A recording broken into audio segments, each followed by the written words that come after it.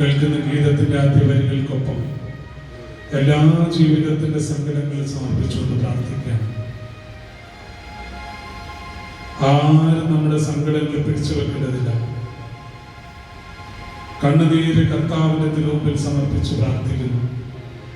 ഉള്ളിന്റെ ഉള്ളിലെ വേദനകള്, ആരോടും പറഞ്ഞിട്ടില്ലാത്ത ദുഃഖങ്ങള് എല്ലാം ഈ സമയത്ത് ഈശോയ്ക്ക് കൊടുത്ത് പ്രാർത്ഥിക്കുകയാണ്.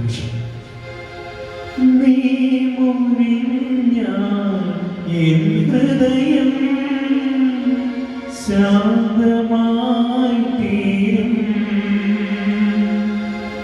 നീ തൊടുമ്പോ എന്നധരം തിരുവചനം മൊഴിയും.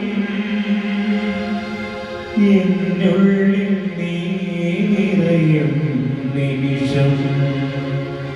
സ്നേഹമേ നിന്നോട് ചേരും ഞാൻ.